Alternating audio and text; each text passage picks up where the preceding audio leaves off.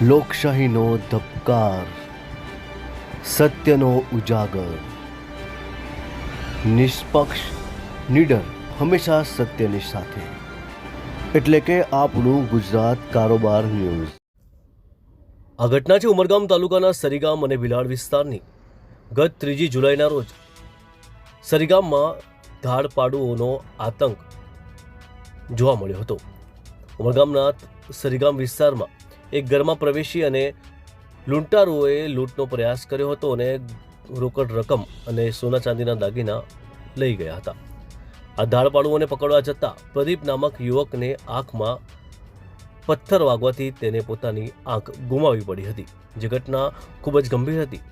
પ્રદીપના આંખ ગુમાવ્યા બાદ પ્રદીપના પરિવાર પર જાણે આપ તૂટી પડ્યું છે। પ્રદીપને 3 સંતાન અને તેના પત્ની છે, તેની માતા પણ છે અને તેમના પિતા પણ છે। પ્રદીપની હાલમાં એક છોકરો અને 2 છોકરીઓ છે। પ્રદીપ મજૂરી કરીને ઘરનું ગુજરાન ચલાવતો છે, પરંતુ આંખમાં લાગ્યા બાદ એની આંખ ખોયા બાદ એને કામ કરવામાં ઘણી મુશ્કેલીઓ પડે છે, જેથી પ્રદીપનો પરિવાર સરકાર સામે મદદની આશાએ બેઠેલો છે। હાલમાં સરકાર આ બાબતે પણ વિચારે તે ખૂબ જરૂરી બન્યું છે। ઘટના ખૂબ જ ગંભીર હતી। વલસાડ જિલ્લા પોલીસ એક્શન મોડમાં આવી હતી। વલસાડ જિલ્લા પોલીસે લૂંટ કરવાના ઈરાદાથી આવેલા લૂંટારુઓને જે સીસીટીવી કેમેરામાં કેદ થયા હતા, તે સીસીટીવી કેમેરાની ફૂટેજ તપાસ કરી વલસાડથી લઈ અને છેક મધ્યપ્રદેશ સુધી સુરત, બરોડા, પંચમહાલ અને ગોધરા સુધીના સીસીટીવી ફૂટેજ ચેક કર્યા હતા। 2000 જેટલા સીસીટીવી ફૂટેજ ચેક કર્યા બાદ આખરે વલસાડ એલસીબી અને ભિલાડની ટીમને સફળતા મળી હતી અને મધ્યપ્રદેશથી આ આરોપીઓને ઝડપી પાડવામાં આવ્યા હતા। હાલમાં વલસાડ પોલીસે 4 જેટલા આરોપીઓની ધરપકડ કરી છે અને એમને જેલના હવાલે કર્યા છે। 4 આરોપીઓ બાદ હજુ બીજા અન્ય આરોપીઓને વોન્ટેડ જાહેર કરી અને પોલીસે એમને પણ પકડવાના ચક્રો ગતિમાન કર્યા છે। ઘટના ખૂબ જ ગંભીર હતી, કેમ કે આ ઘટનામાં ચોરી કરવા આવેલા ઈસમોએ સામેવાળા વ્યક્તિની એટલે કે જે ફરિયાદી છે એમની આંખો પર ખૂબ જ ઈજા પહોંચાડી હતી।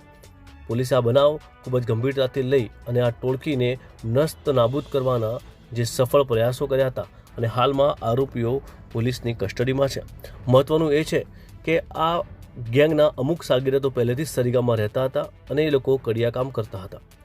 ત્યારબાદ મોકો જોઈ અને બીજા એમના સાથી મિત્રોને બોલાવી અને રાત્રિના સમયે આ લોકો ગેંગ બનાવી અને ચોરીને અંજામ આપવા જતા હતા, પણ હાલમાં આ ગેંગ પોલીસની ગિરફ્તમાં છે। વલસાડ પોલીસની કાબિલે તારીફ કામગીરીથી લોકોમાં ખુશીની લાગણી જોવા મળી રહી છે। પરિવારે પણ પોલીસનો આભાર માન્યો હતો, પણ પરિવાર હાલમાં મુશ્કેલીમાં છે, તો એમને પણ સરકાર સાથ સહકાર આપે અને પ્રદીપભાઈને જે પણ અસુવિધા ઊભી થઈ રહી છે તેમાં મદદરૂપ બને તેવી પણ પ્રદીપભાઈની આશા છે। હાલમાં આરોપીઓને વધુ તપાસ માટે ભિલાડ પોલીસને સુપુર્દ કરવામાં આવે છે। ભિલાડ પોલીસ આરોપીઓના આગળની તપાસ હાથ ધરી રહી છે।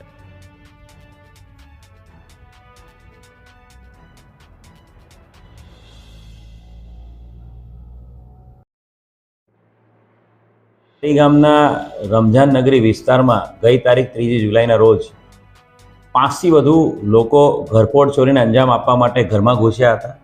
ઘરફોડ ચોરી કરીને જ્યારે લોકો જઈ રહ્યા હતા ત્યારે ઘરના લોકો જાગી ગયા હતા અને લોકોએ બૂમાબૂમ કરતા આજુબાજુના રહેવાસીઓ પણ જાગી ગયા હતા અને લોકોના ટોળાએ ભેગા થઈને આજે ઘરફોડ ચોરી કરનારા જે ઈસમો છે એમાંથી 2 લોકોને પકડી પાડ્યા હતા, પરંતુ જે અન્ય જે ઘરફોડ ચોરી કરનારા ગુનેગારો હતા એ લોકોએ ખૂબ જ મોટો પથ્થરમારો લોકો ઉપર કર્યો હતો અને પથ્થરમારામાં જે ફરિયાદી છે જેના ઘરે ચોરી થઈ હતી એની આંખને ખૂબ જ ગંભીર ઈજા થઈ હતી। બનાવની ગંભીરતાને ધ્યાને રાખીને લૂંટના ગુનાની કલમો હેઠળ ગુનો દાખલ કરવામાં આવ્યો હતો। 2000થી વધુ સીસીટીવી કેમેરાનો અભ્યાસ કરવામાં આવ્યો હતો।